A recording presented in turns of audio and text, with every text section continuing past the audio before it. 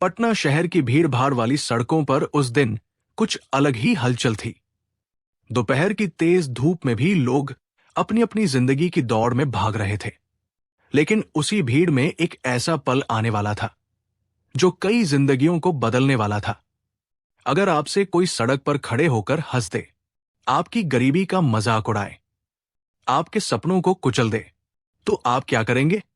झुक जाएंगे या फिर खामोशी से वो दिन याद रखेंगे? क्योंकि कभी कभी वक्त ऐसा पलटता है कि जो लोग आपको मिट्टी समझते हैं वही एक दिन आपके सामने हाथ जोड़कर खड़े होते हैं। और आज की कहानी भी कुछ ऐसी ही है। भीड़ के बीच एक लड़का खड़ा था, आरव। साधारण कपड़े, पुराने जूते, लेकिन आंखों में एक अजीब सा आत्मविश्वास। उसके हाथ में एक फाइल थी जिसमें उसकी मेहनत, उसके सपने और उसकी उम्मीदें बंद थी। आरव पिछले 2 साल से नौकरी की तलाश में था। गांव से पटना आया था, मां की दवाई और छोटे भाई की पढ़ाई के लिए। हर सुबह वो नए सपनों के साथ निकलता और हर शाम टूटी उम्मीदों के साथ लौटता। उस दिन भी वो एक इंटरव्यू देकर बाहर निकला था। चेहरे पर थकान थी, लेकिन उम्मीद अभी भी जिंदा थी। तभी सामने से एक लंबी काली गाड़ी आकर रुकी। लोग अपने आप रास्ता देने लगे। गाड़ी का दरवाजा खुला और बाहर उतरी रिया। रिया पटना की जानी मानी करोड़पति बिजनेस वुमन। महंगे कपड़े, स्टाइलिश अंदाज और चेहरे पर घमंड साफ झलक रहा था।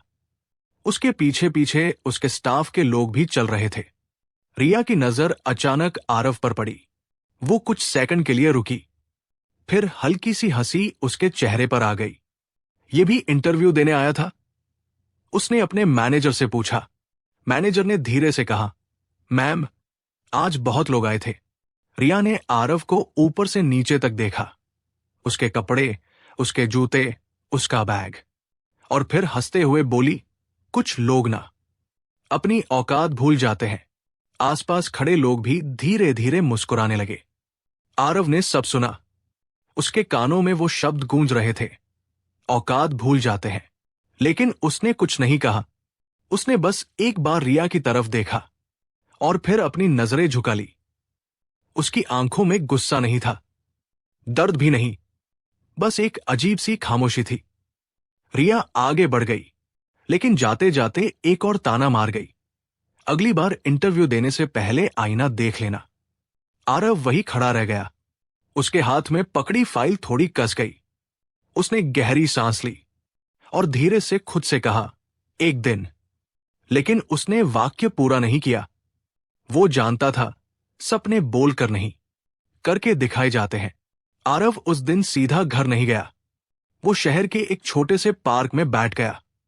चारों तरफ बच्चे खेल रहे थे, कुछ लोग हंस रहे थे, लेकिन उसके अंदर एक तूफान चल रहा था। उसे अपनी मां की बातें याद आई। बेटा, गरीबी कभी शर्म की बात नहीं होती, लेकिन हार मान लेना सबसे बड़ी हार होती है। उसने अपनी आंखें बंद की और खुद से एक वादा किया, अब मैं किसी के सामने झुकूंगा नहीं, चाहे कितना भी वक्त लगे। उसी वक्त पास में एक छोटा सा बच्चा गिर गया। उसके घुटने से खून निकलने लगा। लोग देख रहे थे, लेकिन कोई आगे नहीं आया। आरव तुरंत उठकर उसके पास गया। उसने अपनी रुमाल से बच्चे का खून साफ किया और उसे चुप कराया। बच्चा रोते रोते बोला, भैया, मम्मी नहीं है। आरव ने उसे गोद में उठाया और इधर उधर देखने लगा। कुछ ही देर में एक महिला भागती हुई आई। वो बच्चे की मां थी। उसने घबराकर बच्चे को लिया और फिर आरव की तरफ देखा। थैंक यू, अगर आप नहीं होते तो। आरव ने हल्की मुस्कान दी, कोई बात नहीं, इंसान इंसान के काम आता है। महिला ने उसे धन्यवाद दिया और चली गई। आरव फिर वहीं बैठ गया। उसके पास पैसे नहीं थे, नौकरी नहीं थी, लेकिन दिल में इंसानियत थी, और शायद यही उसकी सबसे बड़ी ताकत थी। शाम होते होते वो अपने छोटे से कमरे में लौट आया। कमरा बहुत साधारण था। एक पुराना पंखा, टूटी कुर्सी और एक बिस्तर। उसने अपनी फाइल टेबल पर रखी और मां की फोटो के सामने बैठ गया। आज फिर नहीं हुआ मां, लेकिन मैं हार नहीं मानूंगा। उसकी आंखों में हल्की नमी थी, लेकिन चेहरे पर एक अजीब सी दृढ़ता भी थी। उसी रात उसे एक कॉल आया। हेलो, क्या आप आरव बोल रहे हैं? जी, आपका रिज्यूमे हमें मिला था। क्या आप कल सुबह हमारे ऑफिस आ सकते हैं? आरव के चेहरे पर हल्की सी चमक आई। जी, जरूर। फोन कट गया। वो रात भर सो नहीं पाया। उसे लग रहा था शायद ये मौका उसकी जिंदगी बदल सकता है। अगली सुबह वो जल्दी उठ गया। उसने अपने कपड़े साफ किए, अपने जूते पॉलिश किए और पूरी तैयारी के साथ निकल पड़ा।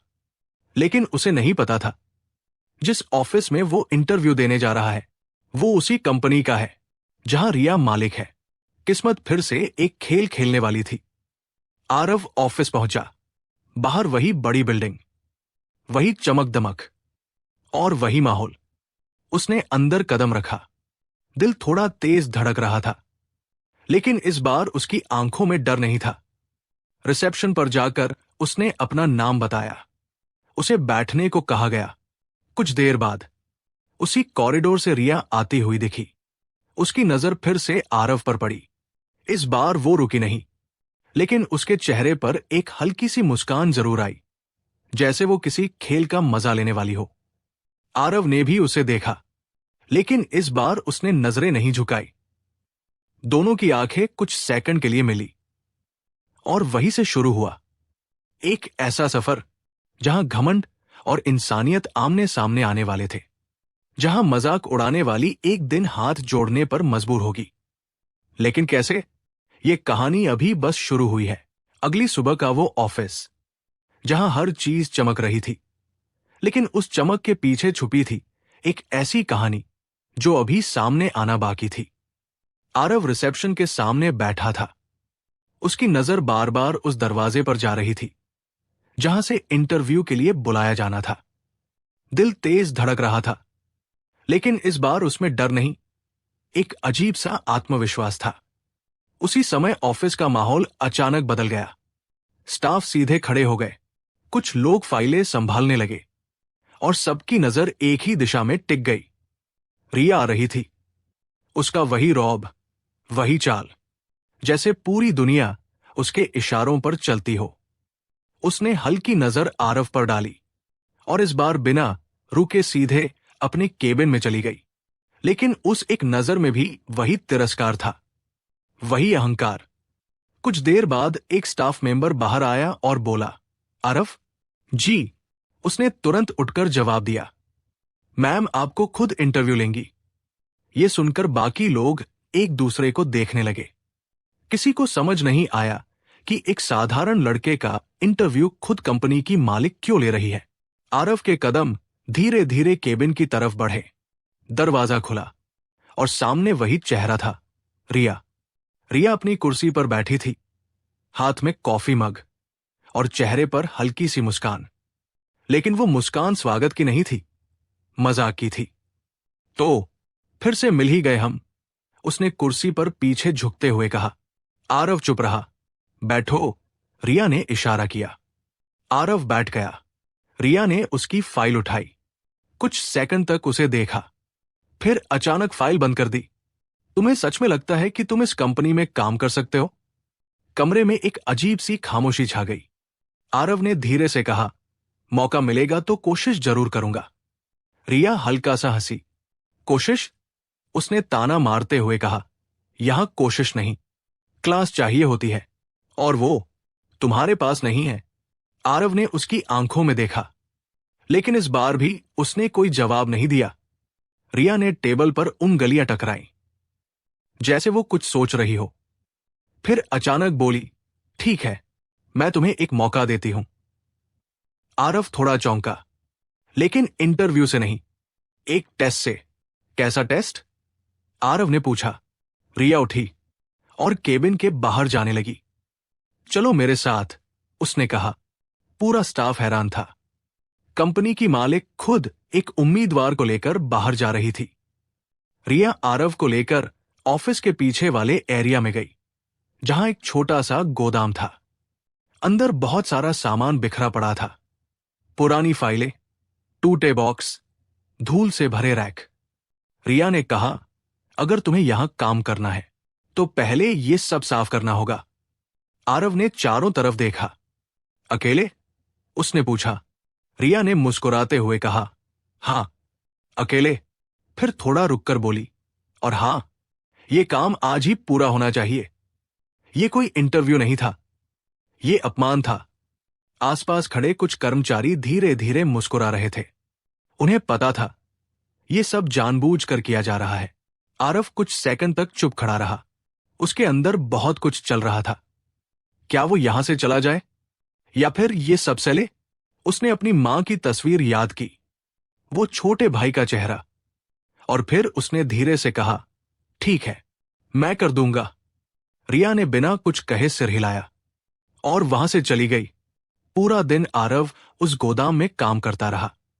धूल उड़ रही थी, हाथ गंदे हो गए थे, पसीना बह रहा था, लेकिन उसने एक बार भी शिकायत नहीं की। कई बार कुछ लोग उसे देखने आए, कुछ ने मजाक उड़ाया, देखो, इंटरव्यू देने आया था, सफाई कर रहा है। लेकिन आरव चुप रहा। शाम होते होते उसने पूरा गोदाम साफ कर दिया, हर चीज अपनी जगह पर रख दी। फर्श चमकने लगा और वो बिखरा हुआ कमरा अब एक व्यवस्थित जगह बन चुका था।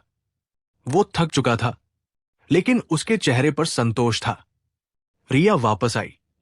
उसने चारों तरफ देखा। कुछ सेकंड के लिए वो खुद भी चौंक गई। उसे उम्मीद नहीं थी कि आरव ये सब कर पाएगा, लेकिन उसने अपने चेहरे पर वो भाव नहीं आने दिए। ठीक है, उसने सामान्य आवाज में कहा। फिर बोली, लेकिन ये सिर्फ शुरुआत थी।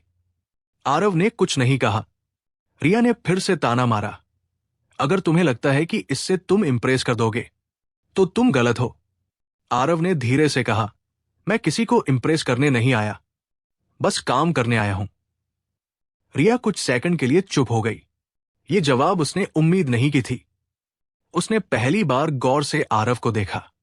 उसके कपड़े अभी भी साधारण थे, लेकिन उसकी आंखों में अब एक अलग ही चमक थी।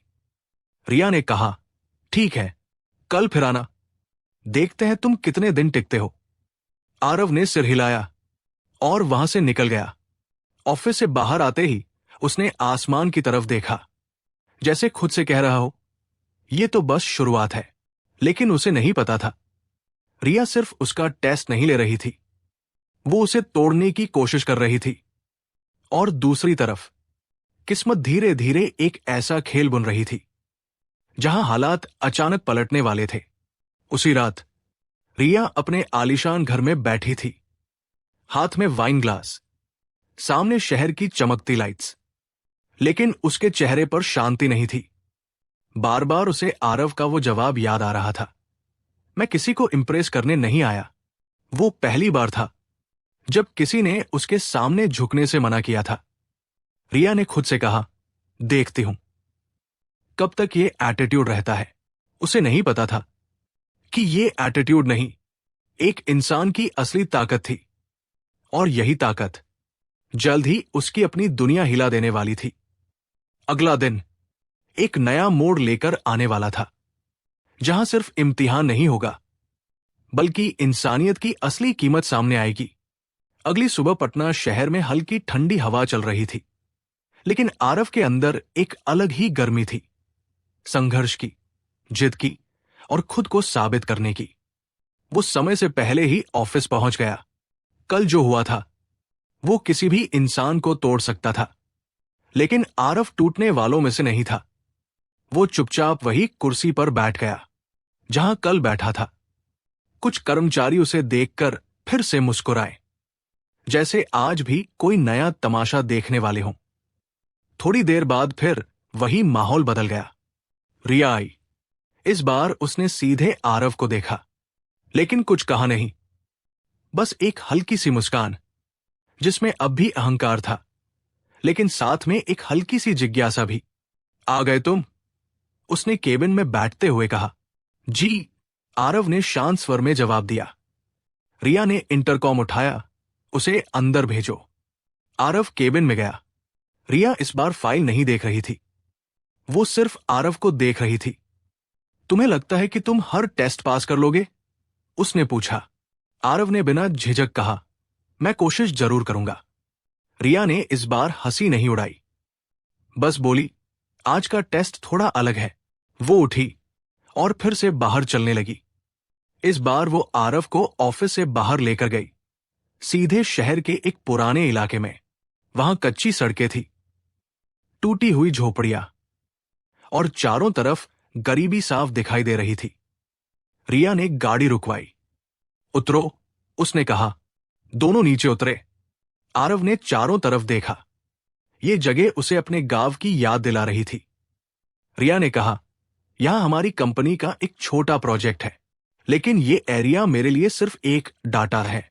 फिर उसने आरव की तरफ मुड़कर कहा, आज तुम्हारा काम है इन लोगों की लिस्ट बनाना। कौन गरीब है, कौन नहीं, किसे मदद देनी है, किसे नहीं। आरव ने ध्यान से सुना। रिया ने आगे कहा, लेकिन याद रखना, यहां भावनाओं की कोई कीमत नहीं है, सिर्फ नंबर चाहिए। समझे? ये सिर्फ टेस्ट नहीं था, ये इंसानियत और सोच का टकराव था। आरव धीरे धीरे उस बस्ती में चला गया। वहां छोटे छोटे बच्चे बिना चप्पल के खेल रहे थे। कुछ बूढ़े लोग धूप में बैठे थे और कई घरों में खाना तक नहीं था। एक बूढ़ी महिला उसे देखकर बोली, बेटा, कुछ मदद मिलेगी क्या? आरव कुछ सेकंड के लिए रुका। उसने अपनी जेब देखी। उसमें बहुत कम पैसे थे, लेकिन उसने फिर भी वो पैसे उस महिला के हाथ में रख दिए। थोड़ा है, लेकिन काम आ जाएगा, उसने मुस्कुराते हुए कहा। रिया दूर खड़ी ये सब देख रही थी। उसने माथा सिकोड़ लिया। मैंने कहा था ना, भावनाएं नहीं, उसने खुद से कहा। लेकिन आरव अपनी दुनिया में था। वो हर घर गया, हर इंसान से बात की, उनकी कहानियां सुनी। उसने सिर्फ नाम और नंबर नहीं लिखे, उसने उनकी तकलीफें समझी। एक जगह उसने देखा, एक छोटा बच्चा अपनी बीमार मां के पास बैठा है। बच्चा बोला, भैया, डॉक्टर के पास ले जाना है, लेकिन पैसे नहीं है। आरव के पास अब कुछ भी नहीं बचा था। उसने इधर उधर देखा और फिर अपने बैग से अपनी फाइल निकाली। उस फाइल में उसके सारे सर्टिफिकेट थे, उसकी मेहनत की पहचान। उसने कुछ सेकंड सोचा, फिर पास की एक दुकान पर गया। भैया, ये रख लीजिए और मुझे थोड़े पैसे दे दीजिए, उसने दुकानदार से कहा। दुकानदार ने फाइल देखी। ये तो जरूरी लग रही है। आरव ने हल्की मुस्कान दी। किसी की जान उससे ज्यादा जरूरी है। उसने फाइल गिरवी रख दी और पैसे लेकर उस बच्चे की मां को डॉक्टर के पास भेज दिया। रिया ये सब दूर से देख रही थी। इस बार उसके चेहरे पर हंसी नहीं थी, सिर्फ एक गहरी सोच थी। शाम तक आरव वापस आया। उसके हाथ में लिस्ट थी। रिया ने पूछा, काम हो गया? जी। आरव ने लिस्ट आगे बढ़ाई। रिया ने लिस्ट देखी, फिर बोली, तुमने ये क्या लिखा है? लिस्ट में सिर्फ नाम और नंबर नहीं थे, हर नाम के साथ एक कहानी थी।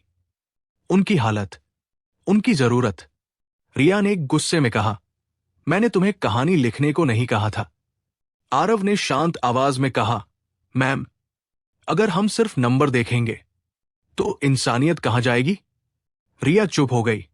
कुछ सेकंड तक दोनों के बीच खामोशी रही। फिर रिया ने पूछा, और तुम्हारी फाइल कहां है? आरव ने हल्का सा सिर झुका लिया।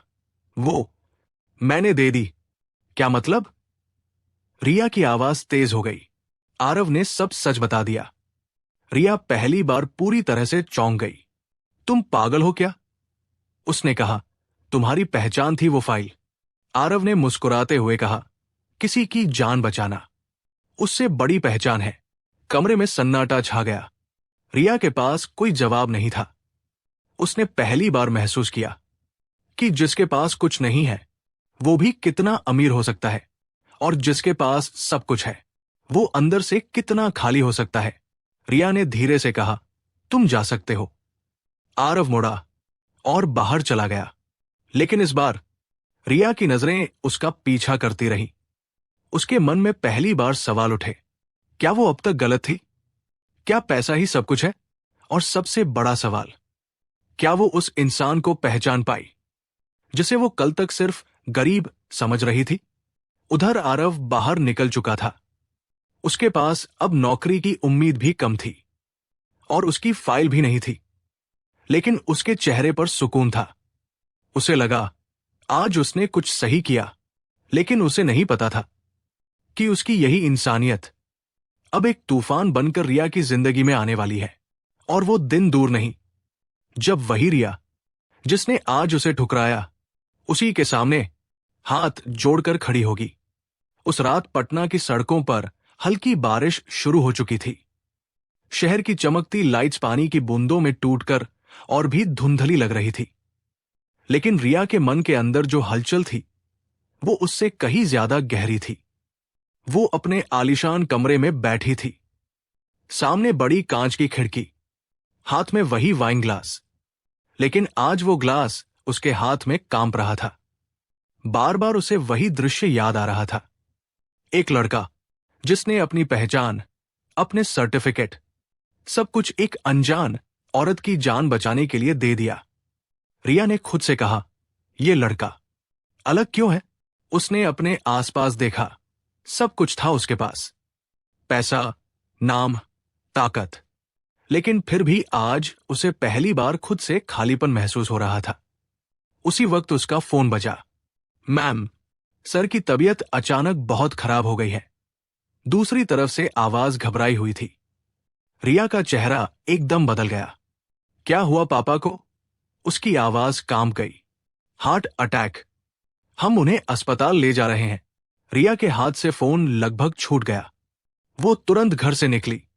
गाड़ी तेजी से अस्पताल की तरफ दौड़ने लगी।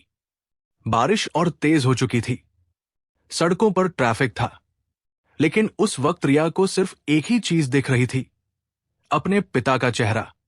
अस्पताल पहुंचते ही वो भागते हुए अंदर गई। डॉक्टर बाहर खड़े थे। डॉक्टर, मेरे पापा? उसकी सांसें तेज थी। डॉक्टर ने गंभीर स्वर में कहा, हम पूरी कोशिश कर रहे हैं, लेकिन हमें तुरंत एक ब्लड डोनर चाहिए। उनका ब्लड ग्रुप बहुत रेयर है। रिया के पैरों तले जमीन खिसक गई। मेरे पास पैसे हैं, जो चाहिए ले लीजिए, बस उन्हें बचा लीजिए। वो लगभग रो पड़ी। डॉक्टर ने शांत स्वर में कहा, मैम, यहां पैसे नहीं, ब्लड चाहिए। रिया ने तुरंत अपने स्टाफ को फोन किया। हर जगह कॉल्स होने लगे, लेकिन किसी का ब्लड मैच नहीं हुआ। समय निकलता जा रहा था। रिया के चेहरे पर पहली बार वो डर था, जो किसी भी पैसे से खत्म नहीं हो सकता था। वो अस्पताल के कॉरिडोर में बैठ गई। आंखों से आंसू बहने लगे। भगवान, प्लीज। उसने पहली बार सच में हाथ जोड़े। उसी वक्त पीछे से एक आवाज आई, डॉक्टर, मेरा ब्लड टेस्ट कर लीजिए। रिया ने मुड़कर देखा। वो आरव था, भीगा हुआ, थका हुआ, लेकिन चेहरे पर वही शांति। रिया कुछ सेकंड के लिए उसे देखती रह गई। तुम? उसके होंठ कांप गए। आरव ने बस इतना कहा, अगर मेरा ब्लड मैच हो जाए तो मैं डोनेट कर दूंगा। रिया के पास कोई शब्द नहीं थे। टेस्ट हुआ और रिपोर्ट आई, ब्लड मैच हो गया। डॉक्टर ने तुरंत कहा, हमें तुरंत डोनेशन शुरू करना होगा। आरव बिना कुछ सोचे अंदर चला गया। रिया वही खड़ी रह गई। उसकी आंखों में आंसू थे, लेकिन इस बार ये डर के नहीं, एहसास के आंसू थे। कुछ देर बाद डॉक्टर बाहर आए। ऑपरेशन सफल रहा। अब वो खतरे से बाहर है। रिया की सांस जैसे वापस आई। वो वही बैठ गई और फूट फूट कर रोने लगी। थोड़ी देर बाद आरव बाहर आया। उसके हाथ में बैंडेज था। चेहरा थोड़ा कमजोर लग रहा था, लेकिन फिर भी वो मुस्कुरा रहा था। रिया धीरे धीरे उसकी तरफ बढ़ी। उसके कदम भारी थे, दिल और भी ज्यादा। वो आरव के सामने आकर रुक गई। कुछ सेकंड तक वो कुछ बोल ही नहीं पाई। फिर अचानक वो नीचे झुक गई और हाथ जोड़कर खड़ी हो गई। पूरा अस्पताल ये दृश्य देख रहा था। एक करोड़ती लड़की एक गरीब लड़के के सामने हाथ जोड़कर खड़ी थी।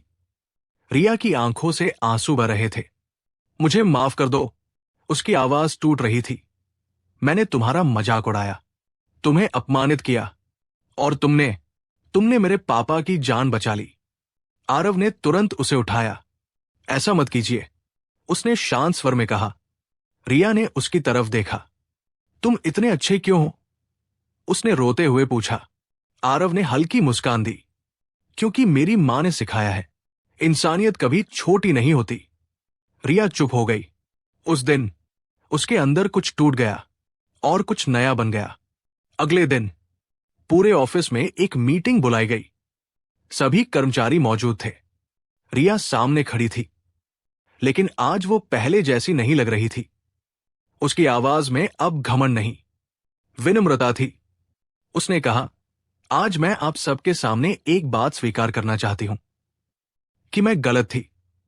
पूरा हॉल शांत हो गया। रिया ने आगे कहा, मैंने लोगों को उनके कपड़ों से, उनके पैसे से, उनकी औकात से जज किया, लेकिन मैंने इंसानियत को कभी समझा ही नहीं। फिर उसने आरव की तरफ देखा और इस इंसान ने मुझे ये सिखाया। सभी की नजरें आरव पर टिक गई। रिया ने घोषणा की, आज से आरव हमारी कंपनी में सिर्फ एक कर्मचारी नहीं, बल्कि ह्यूमैनिटी प्रोजेक्ट का हेड होगा। पूरा हॉल तालियों से गूंज उठा, लेकिन आरव के चेहरे पर वही सादगी थी। कुछ महीने बाद वही बस्ती जहां कभी आरव लिस्ट बनाने गया था, अब वहां नए घर बन चुके थे। बच्चों के लिए स्कूल और इलाज के लिए क्लिनिक। रिया खुद वहां खड़ी थी, लेकिन इस बार वो मालिक की तरह नहीं, एक इंसान की तरह आई थी। उसने धीरे से कहा, अगर उस दिन तुम नहीं होते तो शायद मैं आज भी वही होती। आरव ने कहा, हर इंसान बदल सकता है, बस उसे सही आईना दिखाने वाला चाहिए। रिया मुस्कुराई, और पहली बार उस मुस्कान में घमंड नहीं था, सिर्फ सच्चाई थी। जिंदगी हमें अक्सर ऐसे मोड़ पर लाकर खड़ा करती है जहां हमें तय करना होता है, हम इंसान बनेंगे या सिर्फ अमीर। कहानी की सीख यही है, गरीबी कपड़ों से नहीं होती, सोच से होती है, और अमीरी बैंक बैलेंस से नहीं, दिल से होती है। कभी भी किसी इंसान को उसकी हालत देखकर छोटा मत समझो, क्योंकि वक्त बदलते देर नहीं लगती। आज जो नीचे है वो कल ऊपर हो सकता है, और आज जो ऊपर है वो एक पल में नीचे आ सकता है। लेकिन जो इंसानियत में ऊपर होता है उसे कोई नीचे नहीं गिरा सकता। अब आप बताइए, अगर आप रिया की जगह होते तो क्या आप अपनी गलती मान पाते? और अगर आप आरव की जगह होते तो क्या आप उसी इंसान की मदद करते जिसने आपका अपमान किया था? सच सच कमेंट में जरूर बताना। और अगर ये कहानी आपके दिल को छू गई हो तो इसे लाइक करें, शेयर करें, और ऐसे ही इंसानियत से भरी कहानियों के लिए चैनल को जरूर सब्सक्राइब करें, क्योंकि कहानियां सिर्फ सुनने के लिए नहीं होती, कुछ कहानियां जिंदगी बदलने के लिए होती है।